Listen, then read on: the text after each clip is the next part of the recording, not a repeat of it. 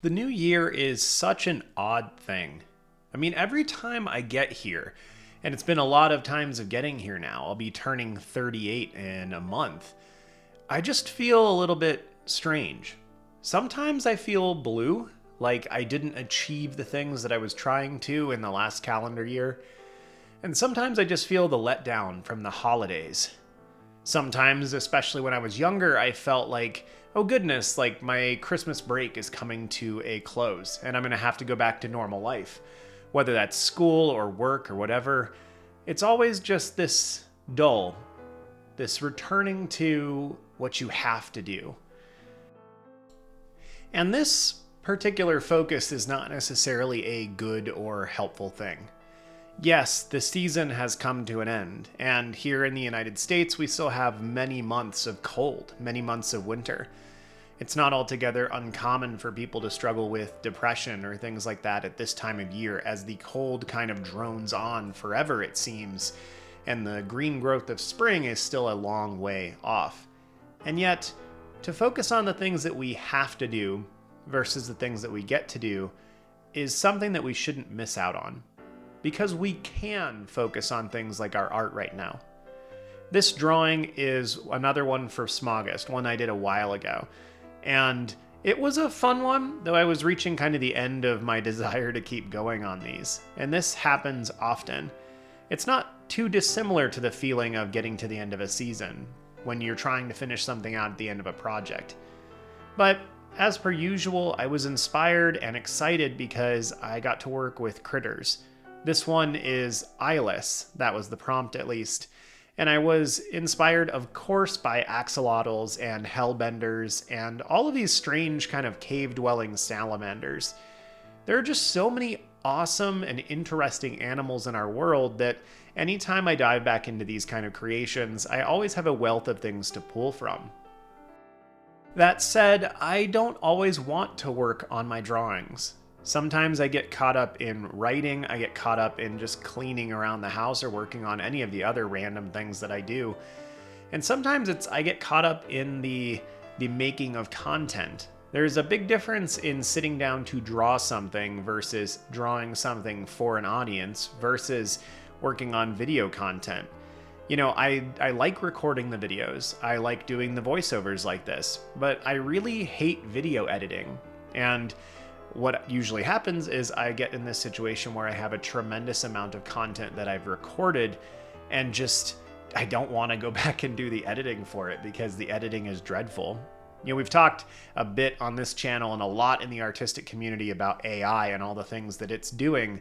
And I wish that it was taking away the tasks that we don't want to do. Like if I could get AI to sort through my recyclables, that'd be wonderful. If I could use AI for research on something, great. If I could use AI to do my video editing, to go through and remove every break that's more than 2 seconds, or remove all the clicks because I forgot to eat my apple or drink enough water, or I switched programs because I don't want to deal with Adobe anymore, that would be great. But that's not, at least in my knowledge, what we have it for yet. Maybe soon we'll have AI that's able to do those things for us, but I don't know. With how much damage it's doing to the art community, I'm kind of hesitant to engage with it at much of any level.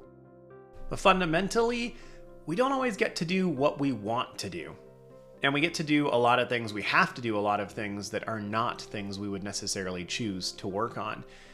And art, I think, for a lot of us is something we come back to during those times, and I think it's really valuable. The more that I've delved into this YouTube stuff, particularly looking at it from an artistic angle, I've found so many channels that are predicated on this idea of going pro or making money with your art. And those things aren't bad. I make a little bit of money with my art and a little bit of money here on the channel. I don't think there's anything wrong with those. I don't want to demonize those. But the more that I've thought about it, and the more time that I put into art, the more of my community that I get to build up and talk to, art is just a good, valuable thing to do in and of itself. Now, if somewhere down the line you get to a point where you can make some money with it, there's nothing wrong with that. That would actually be a good thing. I think for most of us who are making art right now, if you're listening to this video, you're probably in a situation where if somebody paid you to make the things you're already making, that would just be wonderful. It'd be some extra money to have. But probably a large percentage of you don't want to change the kind of artwork that you're making right now in order to make money. And if you stop to think about that for a moment, it's kind of cool. It's kind of a revolutionary idea. Like, the thing that you're making right now, yes, you would like to get paid for it, but you don't really care that you're not, because it's good to make it. You enjoy making it. You enjoy something about that process. And that's a really valuable thing I don't want us to miss. You know, if I never got paid another dime for my artwork, if I never get paid to do any writing, I work on writing fantasy novels when I'm not doing this kind of stuff and not taking care of my 5-year-old. If I never get paid for any of those things, I will keep doing them. Like, I've got a trilogy of books I want to write. I'm halfway through the second one. I will finish, and I have not made a single cent off of the books. I have made friends, and I have a group that I participate in, so there have been some benefits that are outside of the art itself, but by and large, it's just something I do for me, because I know at the end of the day, when I'm 60 or 70 years old, I will be happy that I wrote those things. And even if they don't go anywhere, I'll still be happy that I did that. The same is true for many of us with our art, that the producing of it, sometimes stressful, often stressful in the moment, we're almost always happy when we look back later on. The exception to this, oddly, is if you are obsessed with or really dedicated to making a career out of it, or with constant growth. I found that most of my disappointments artistically have been when I have been striving to grow, striving to get better, and not feeling like I am improving at the rate that I want to. Likewise, people in my life and myself for a smaller bit of this, when I have strived to make art professionally, especially when I was younger and I had just finished my graphic design degree, it was very stressful. And I would often turn away from making my art and make money in easier ways, like landscaping or snow removal, or eventually becoming a teacher. Those kinds of areas were easier psychologically to make money than making art.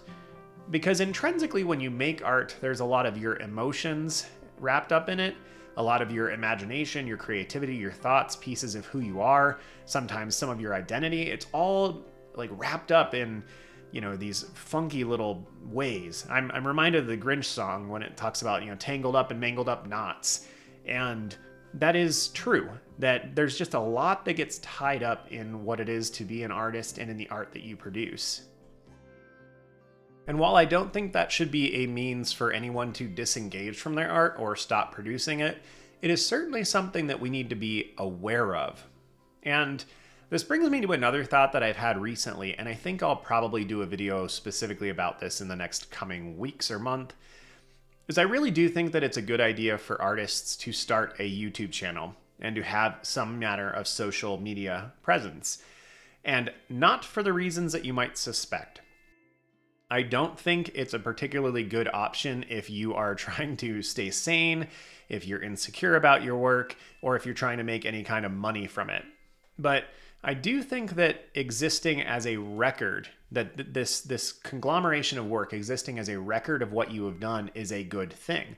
I think there's some accountability if you feel like you should upload things to Instagram a couple times a week, if you should upload a video to YouTube every so often. If you have friends that are across the world, family that doesn't live near you, it can be a really good methodology for them to see things. But I know for me, doing the YouTube channel, it has given me two huge benefits. One, I have a community now. We have a Discord channel attached to this server. I said that backwards, sorry. We have a Discord server attached to this channel. It's linked below. And that's been a wonderful thing because I get to see artists work on things daily. It's motivating to me. I get to see the stuff that they're doing. There's people on there who are just beginning. There's people on there, a lot of people on there who are better than me. And it's wonderful to see them work. I can pull inspiration from them. I can ask them for help if I need help. There's a lot of things that come into that. That's one part of what has been beneficial here. The other is that because I have videos that I have to produce, according to my own schedule that I devised, I have to keep working. So I have done more work in the 2 years that I've had this channel going than I've probably done in like the entirety of my time at art college. And I think there's a good chance that I've done more in the last couple of years than I've really done in my whole life. Though I know I have a lot more, sketchbooks that I've finished over the course of the years. They are not as laden with good quality work as the sketchbooks that I produce now. So it's been this really good thing for me, even though it's been a ton of work and it's been stressful. But if you are considering something along that, I would highly encourage you to do it. I would also encourage you to stick to it for a lot longer than you might anticipate. I think you should stick to it for a year. Now, I started off initially producing 2 videos a week, and then I went to 3 videos a week. I would encourage you not to do that. I would encourage you maybe to start with 1 a week and find a way to record them where it requires the least amount of editing possible. This kind of video, I record the drawing on, my desk over there in the corner, and then I come to my computer later and I do a voiceover. Get rid of that. Just, if you have an iPhone or, one of the other almost kind of iPhones, and you can shove it into a holder that costs you 20 or 30 bucks, and you can use the microphone on it to record, and then just maybe later on make sure you don't have any clipping, that'll work just fine. Whatever you can do to make it easy for yourself, but there's some accountability there. You can hold yourself to a thing. It's really good. And I'm not 100% sure how I got here from kind of thinking about the start of the new year, but maybe this is something to consider in the next coming months. I know a lot of people get wrapped around the axle about the change of the year and like New Year's resolutions, but they're all bogus. Like, whenever you want to make a change in your life, just make it then. Don't wait for some arbitrary date to tell you what to do. So maybe this is something that you want to look into over the course of the rest of this year, 2025. And you want to start thinking about those things. And I would encourage you to do so. Just start now. Make something simple. You don't have to make your videos public right at first. You can make them private. You can build up a batch. You can schedule them to release. It doesn't need to be anything you tell anybody in your life about. When I started this channel, I was pretty nervous about it. I didn't tell my parents or any of my friends, except for maybe 1 or 2 really good friends. Obviously, my wife knew. But this is one of those things where it can be a little anxiety-inducing to put yourself out there and to be public. But you'll get better at writing. You'll have to write scripts. You'll get better at speaking because you'll have to think about what you're doing, which is kind of funny because I just tripped over my words. But I'm getting over being sick, and so I want to try to do this in one take.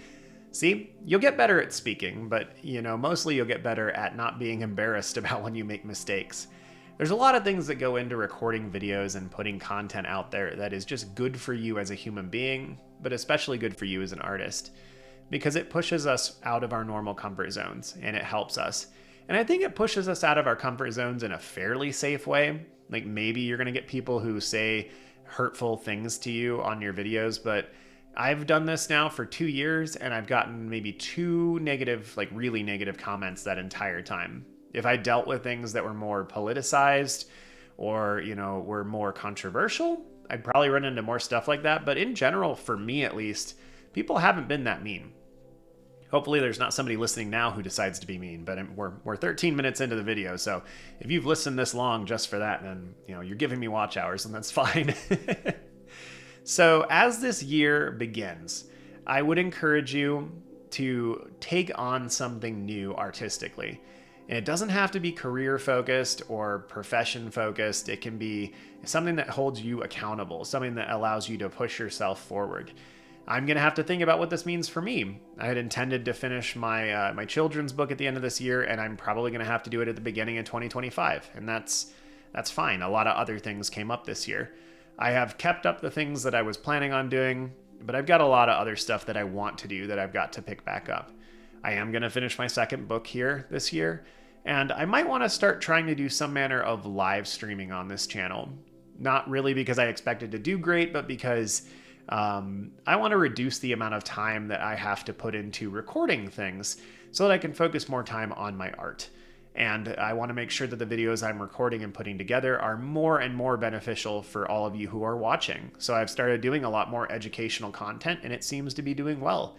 In fact, I haven't made this announcement anywhere else, but there's a good chance that I will be done with sketchbook sessions after number 100. And the only reason I'm finishing out 100 is because I like numbers. And this is number 98. So there's a good chance that there will only be 2 more after this, because I'm going to start trying to focus the content that I do on what people need. And a lot of that is going to be making the podcast a little bit bigger and more robust, and then working on my world building sketchbook because I want to. And that will probably go into a direction where it's a lot of focus on studying and learning and analyzing. And then the Monday videos are going to continue to be these things that are specifically tailored toward learning how to draw. Right now I'm working on learning how to draw with ink. There's a good chance I go into painting at some point. I'll probably go back to pencil. All of it is me learning what the best way is to teach online. I used to do all this in the classroom, but obviously this is a slightly different medium. I'm finding out very quickly that so much of it comes down to, like it always does, to thumbnail and title. And so I might have something really good to teach, but I need to figure out how to package that in a way where it's going to hit people. So that's kind of the first thing I'm going to be focusing on. But I hope you can find something new to be focusing on this year as well. Something new and exciting that is going to push you artistically. Well, as always, thank you for your time.